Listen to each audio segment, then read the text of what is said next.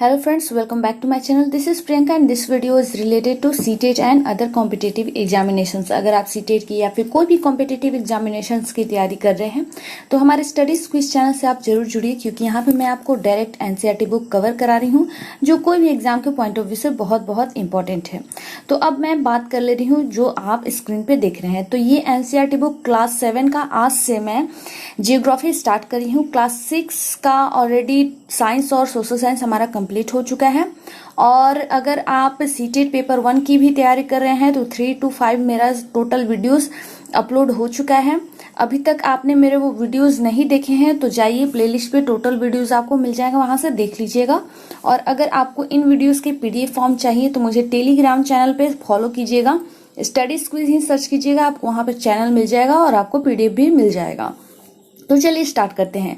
आज से चूंकि मैं ये चीज स्टार्ट कर रही हूँ तो इसलिए हमारा ये पहला चैप्टर होगा और चैप्टर का आप नाम देख रहे हैं पर्यावरण। तो पर्यावरण के बारे में आज हम लोग जानेंगे। वीडियो पसंद आए तो प्लीज इसे लाइक शेयर जरूर कीजिएगा। चैनल पे नए होंगे तो प्लीज इसे सब्सक्राइब कीजिएगा और शेयर कीजिएगा ज्यादा से ज्यादा अपने दोस्तों में, ताकि वो भी इसका लाभ उठा सके। तो चलिए स्टार्ट करती हूँ मैं यहाँ से। लंबी छुट्टियों के बाद जब रवि स्कूल जा रहा था तब उसने देखा कि उसके स्कूल के निकट के खेल के मैदान में खुदाई हो रही थी। वही एक मैदान उनके खेलने के लिए वहां पर था। लोगों ने बताया कि वहां अनेक फ्लैटों वाली एक बड़ी इमारत बनेगी। जब रवि को समझ में आया कि मुलायम घास, गेंदे के फूल एवं तितलियों वाला विशाल मैदान अब हमेशा के लिए नष्ट हो चुका है, तो उसकी आंखों से आंसू छलकने लगे। उसने यह बात अपने सहपाठियों को बताई। सहपाठी मतलब क्लासमेट, ओके। सुबह की सभा में प्राचार्य ने भी बहुत उदासी से कहा, देखो कैसा हमारा पर्यावरण बदल रहा है। कक्षा में पहुंचकर रवि ने अपने शिक्षक से पूछा, पर्यावरण क्या है? जो कुछ भी आप अपने आसपास देखते हो, शिक्षक ने कहा। पर्यावरण क्या है? तो जो हम लोग अपने आसपास को देखते हैं उसे पर्यावरण यानी इन्वायरमेंट कहते हैं। रवि कहने लगा, इसका अर्थ है कि स्कूल भवन, मेज, कक्षा में रखी कुर्सियां, यहाँ तक कि खुला मैदान, सड़क, कूड़ा करकट, मेरे दोस्त, ये सभी पर्यावरण के अंग हैं। शिक्षक बोले, हाँ। तो इसको भी नोट डाउन कीजिएगा। जितने खास तौर पे सीटेट वाले हैं वो सभी नोट डाउन कीजिएगा। हो सकता है सीटेट में ऑप्शन देके पूछ सकता है कि इनमें से कौन सा पर्यावरण का अंग है या फिर नहीं है। लेकिन जरा रुको, कुछ वस्तुओं का निर्माण प्रकृति ने किया है, जैसे पर्वत, पेड़, नदियां, प्राणी, जबकि अन्य का निर्माण मानव द्वारा किया गया है, जैसे सड़क, कार, कपड़े, किताब आदि। अब दो दो छात्र मिलकर कार्य कीजिए। अपने निकट बैठे सहपाठी के साथ मिलकर प्राकृतिक एवं मानव द्वारा निर्मित वस्तुओं की सूची बनाइए। यहाँ पे आप देख सकते हैं ये इंपॉर्टेंट नहीं है, ये बगल में इंपॉर्टेंट है, इसको हम लोग कवर कर रहे हैं, ठीक है। और इसको आप स्क्रीनशॉट लेते जाइएगा, क्योंकि जहां मैं बोलूँ वो इंपॉर्टेंट है, एग्जाम में आप लोग के आ सकते हैं। तो स्क्रीनशॉट लेके बाद में अच्छे से बैठ के नोट बना लीजिएगा। पर्यावरण हमारे जीवन का मूल आधार है। यह हमें सांस लेने के लिए हवा, पीने के लिए जल और खाने के लिए भोजन और रहने के लिए भूमि प्रदान करता है। मानव इस प्राकृतिक पर्यावरण में कैसे परावर्तित करता है? कार का धुआं को प्रदूषित करता है, पानी को पात्र में एकत्रित करता है, भोजन को बर्तनों में परोसा जाता है और भूमि पर कारखानों का निर्माण होता है। मानव कार, मिल, कारखानों और बर्तनों का निर्माण करता है। इस प्रकार से मानव प्राकृतिक पर्यावरण में परिवर्तन होता है। तो नोट डाउन कीजिएगा। और हमारे जीवन का मूल आधार क्या है? तो पर्यावरण, इसको भी नोट डाउन कीजिएगा। अब यहाँ पे जो आप फिगर देख रहे हैं इसको छोटा कर दे रहे हैं, इसको देख के समझ लीजिएगा। पर्यावरण के घटक दिए गए हैं। प्राकृतिक में जल, वायु, स्थल, जीवन सब है। और आप मानव निर्मित में देख सकते हैं, पार्क है, पुल है, सड़क है, स्मारक है, इमारतें हैं। और मानव को यहाँ पर डिवाइड किया गया है, किस प्रकार से मानव रहते हैं, एक व्यक्ति के रूप में भी, परिवार के रूप में भी, समुदाय के रूप में भी, धर्म के रूप में भी, शैक्षिक, आर्थिक और राजनीतिक स्थिति में भी, ठीक है। अब हम लोग यहाँ पे कवर कर ले रहे हैं, ये इंपॉर्टेंट है। इसलिए हम प्राकृतिक वातावरण में परिवर्तन करते हैं और कभी कभी उसे नष्ट भी कर देते हैं। ऊपर के वार्तालाप से आप समझ गए होंगे कि किसी भी जीवित प्राणी के चारों ओर पाए जाने वाले लोग, स्थान, वस्तुएं एवं प्राकृतिक को पर्यावरण कहते हैं। यह प्राकृतिक एवं मानव निर्मित परिघटनाओं का मिश्रण है। प्राकृतिक पर्यावरण में पृथ्वी पर पाई जाने वाली जीवीय और अजीवीय दोनों परिस्थितियां सम्मिलित है। अब जीवीय किसे कहते हैं? सजीव प्राणियों का संसार, जैसे पापद या जंतु, यानी जिसमें जीवन पाया जाए उसे जीवित कहते हैं। और अजीवीय निर्जीव पदार्थों का संसार, जैसे स्थल, जिसमें जीवन न हो। अब आती हूँ यहाँ पे इम्पोर्टेंट है, जबकि मानव पर्यावरण में मानव की परस्पर क्रियाएं, उनकी गतिविधियां एवं उसके द्वारा बनाई गई रचनाएं सम्मिलित है। प्राकृतिक पर्यावरण के बारे में जान लेते हैं। भूमि, जल, वायु, पेड़ पौधे एवं जीव जंतु मिलकर प्राकृतिक पर्यावरण बनाते हैं। सबको नोट डाउन करते जाइएगा, कोई भी एग्जाम के लिए बहुत इंपॉर्टेंट है। स्थल मंडल, जल मंडल, वायुमंडल और जैव मंडल से आप पहले ही परिचित होंगे, पिछले क्लास में मैं ऑलरेडी पढ़ा चुकी हूँ।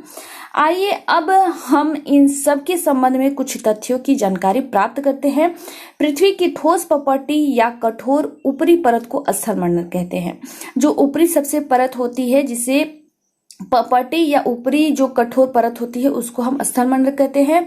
यह चट्टानों एवं खनिजों से बना रहता है। इसको भी नोट डाउन कीजिएगा कि स्थल मंडल चट्टानों और खनिज से बना रहता है।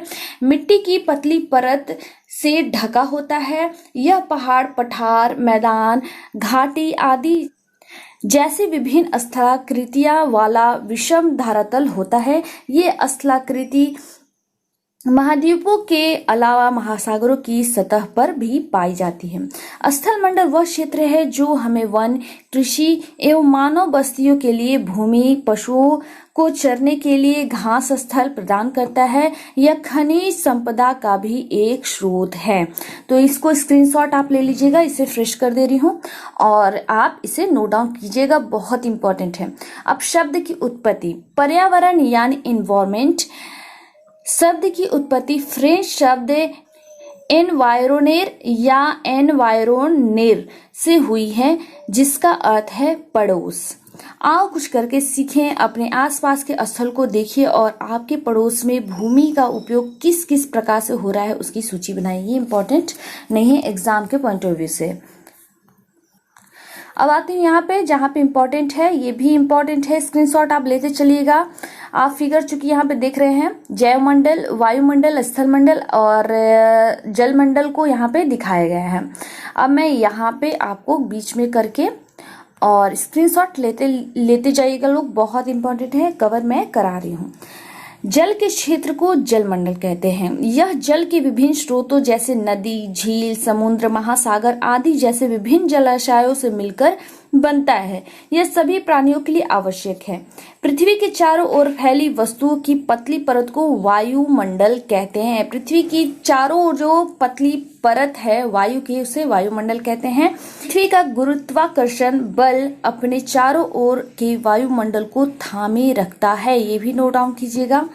यह सूर्य की सुलझाने वाली गर्मी एवं हानिकारक किरणों से हमारी रक्षा करती है। अब यहाँ पे मैं छोड़ के यहाँ पे आओ कुछ करके सीखिए। ये कोई इंपॉर्टेंट नहीं है, ये भी कोई इंपॉर्टेंट नहीं है।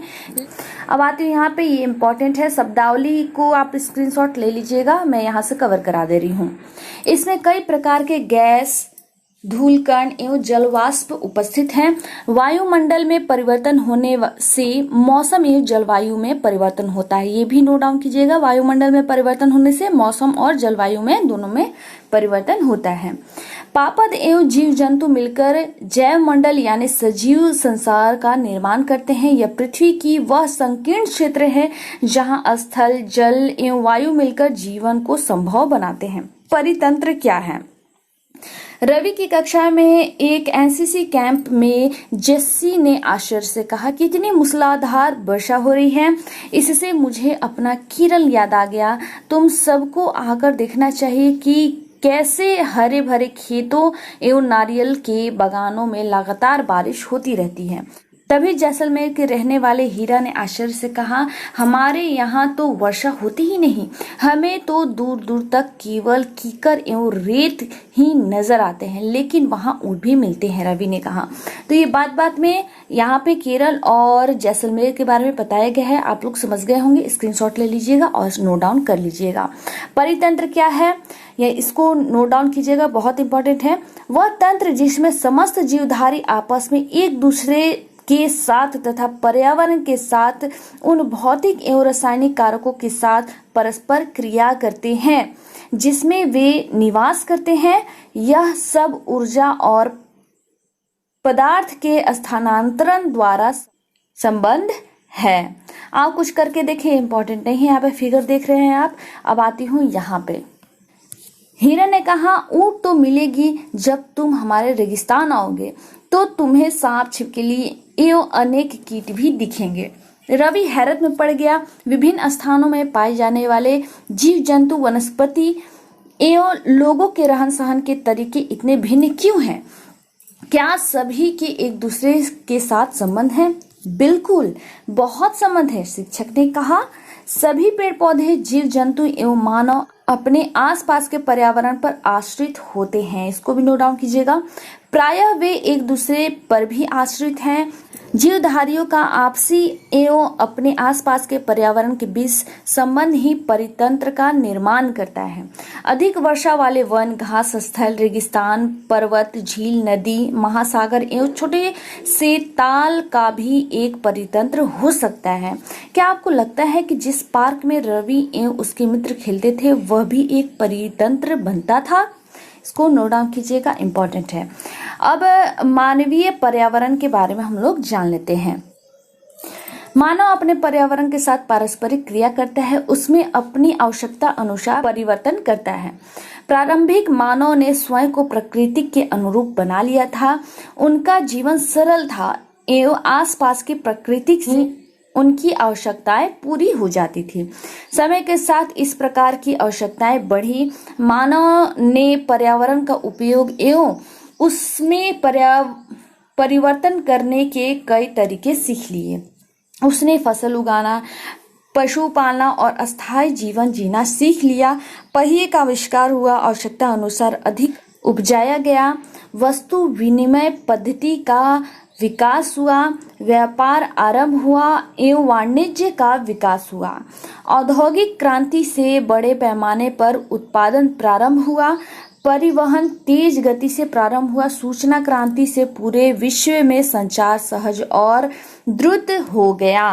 क्या आप जानते हैं कि आप गर्मी में रसीला तरबूज एवं सर्दी में भुनी हुई मूंगफली खाना पसंद करते हैं? क्यों? प्राकृतिक मानव पर्यावरण के बीच सही संतुलन होना आवश्यक है।